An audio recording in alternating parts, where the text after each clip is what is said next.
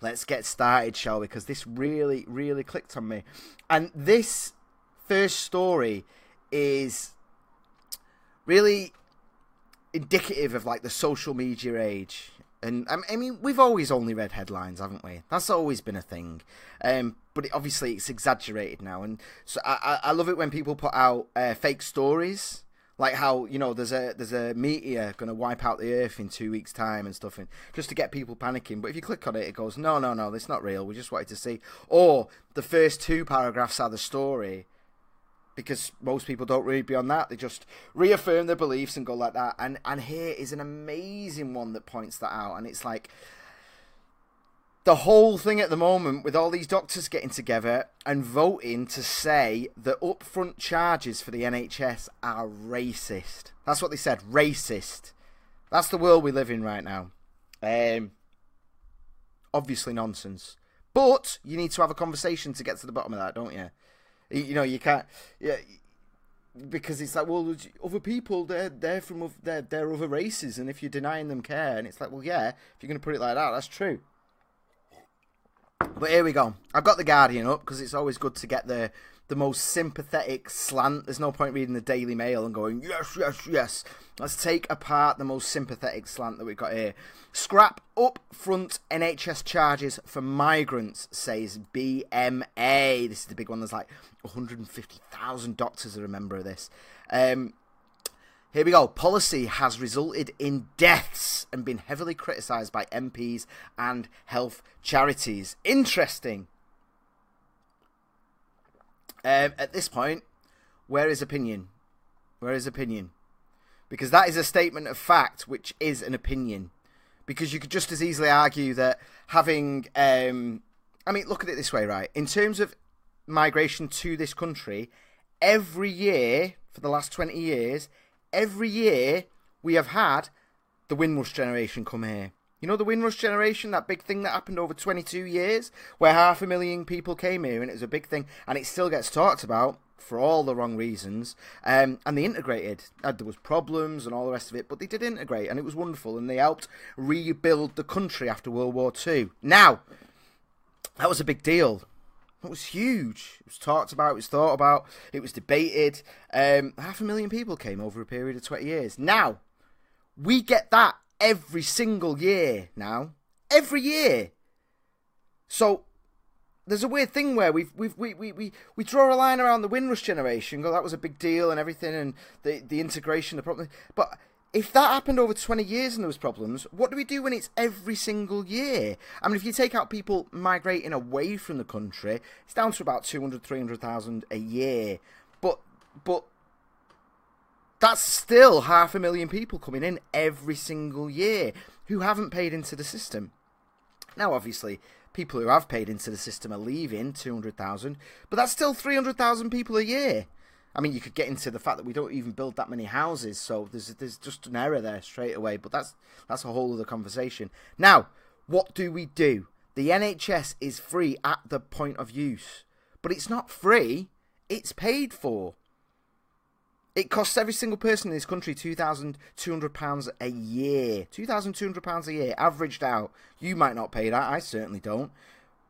If you just look at working people, it costs $4,000 a year.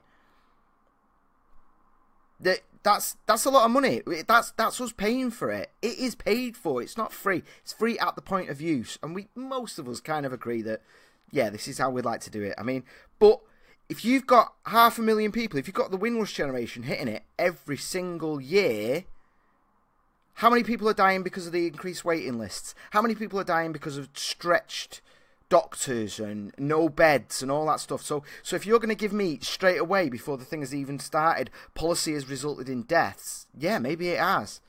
It wouldn't surprise me that this current government, the Conservatives, have messed this up. That comes as no surprise to me. But again, this is opinion. They don't mark it as opinion though. It's in the news section. That's a statement of fact. So his rehab's just said the same thing, but our overloaded NHS is causing deaths too. Yeah, so where do we go? It's a pointless argument. People die in the NHS. That's part of the, it's part of it, isn't it? Oh, there we go. Hospitals in England are mandated to check on eligibility of overseas visitors. Well, the thing is, right, that's obviously not being done well. It's not being done properly. And here's my take on it. Before we go into this, let me just tell you, right? Emergency care should be dealt with always. Of course, man. Jesus. You know, like, no matter where you're from or anything, you know, if you've broke your leg or something, that I don't necessarily like the American system where you're in the ambulance and apparently they're asking for ID and all the rest of it. I would prefer that there was some decency and some care and all the rest of it. Of course, you know, just that basic, like we all agree to take the hit. You know, some kids on holiday here, and you'd have to assume they had insurance. They bloody should do. That's the point. But if some kid breaks their leg on a whatever and they get taken to hospital, you don't want to just look after him. You know, and I think we can, almost all of us can agree on that, can't we? Just yeah, get them fixed up. We'll worry about the insurance later. We'll do all that later. Let's just get them sorted out. But the other thing, though, is, and I've already opened this link, actually, so if we just skip down to here, this is back to the story. The BMA's demand follows mounting criticisms of the rules for stopping undocumented migrants. What the fuck is undocumented migrants? Is that illegal immigrants? I mean, from accessing care they need because they cannot pay fees in advance.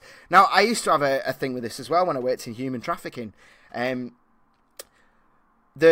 victims of human trafficking, the system is so fucking wrong. So it doesn't blame me for this, but my point of view from my thing, some of them have been here for 20 years, kept as slaves, worked, growing weed, making vodka, fixing roads, all sorts of horrible stuff. But they worked and they were fed and they had that thing.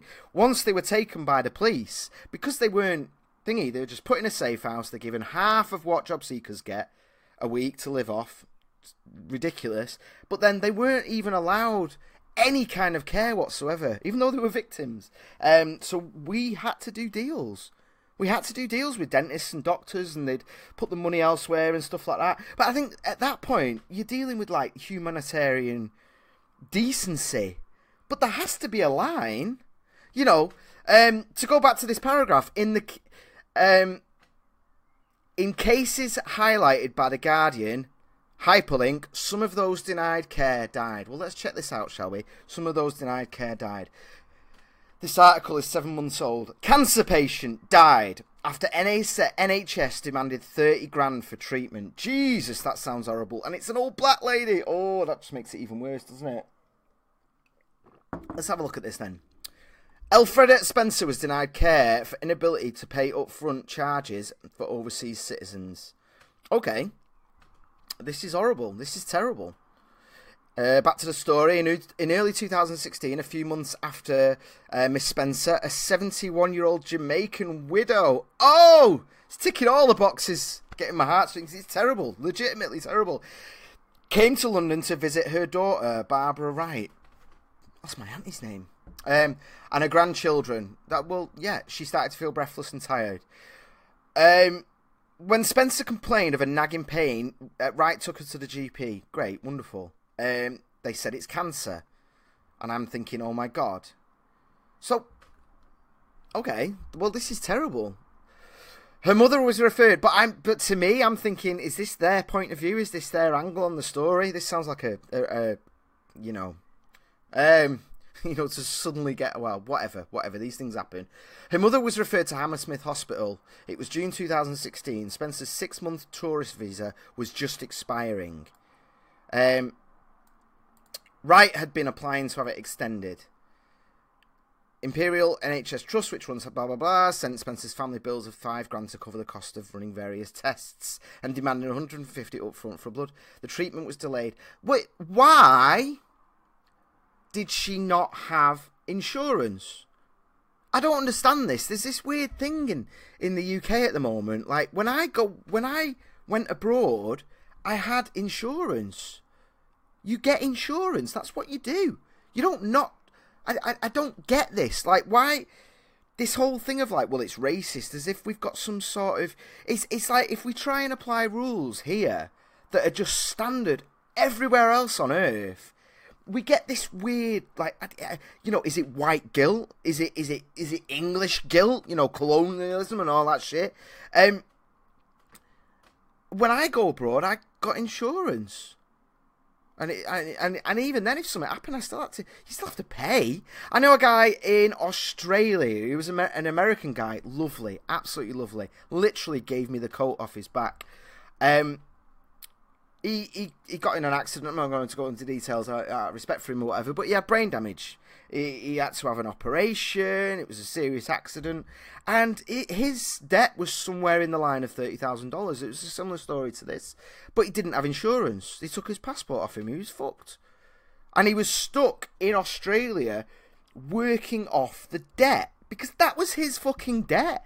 Because that shit needs paid for. Now, here's the thing, man. The doctors did deals. The doctors scrubbed the costs of the operation. Wherever they could, they got rid of it. There was sympathy there. They're not monsters. They got it down to as much as possible. And I think eventually he worked off as much as he could. Then he got a loan and went home. But he wasn't there going, well, this is racist. This is xenophobic. He was there saying, I came here with no insurance, like an idiot, and now I've got now I owe loads of money. It wasn't racist. Australia wasn't being prejudiced against him. Shit needs to be paid for.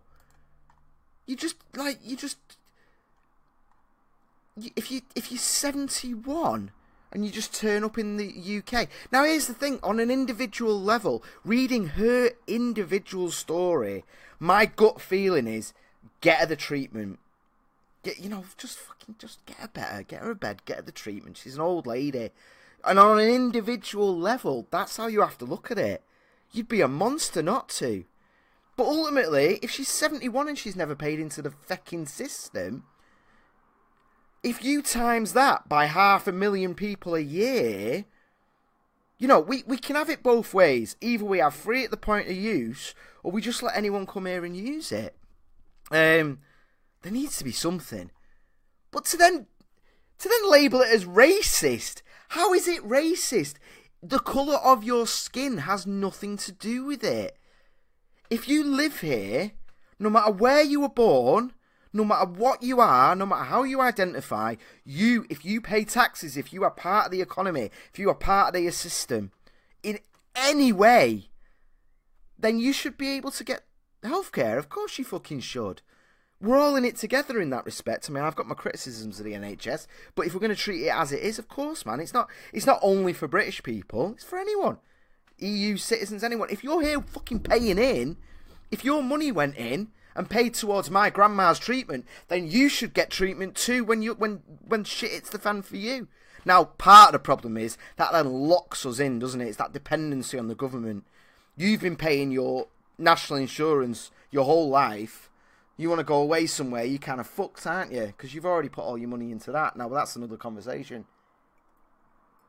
But it is what it is. How can they say it's racist? Do you know what, doctors? Why don't you just get back to fucking work, yeah? Just get back to work, because you're racist. What? You're destroying the meaning of that word. It's fucking ridiculous. Determining eligibility for free NHS care will inevitably lead to racial profiling. Well, surely it's going to go off of the accent, isn't it? But why don't you just start IDing everyone? Just start IDing everyone. They already do it. This is the thing. They don't racially profile anyone. If you turn up at the hospital, the first thing they ask you is, who is your GP? They don't ask you who is your GP because they give a shit about you. It's because that's how they verify that you're eligible.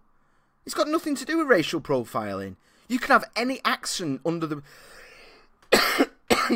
You can have any skin colour, any accent. You can not even speak English.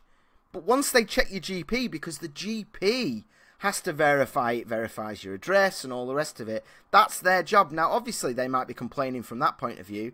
But so what? There has to be a system. If you're going to have free at the point of use, there's got to be a fucking system. Europe all have insurance-based systems. People just slip into this thing of like, it's either the NHS with its long waiting lists and its high death count and all the rest of it, or it's the American system, where if you want to survive, you need money. For people, there's no in between. There's just no in between at all, is there?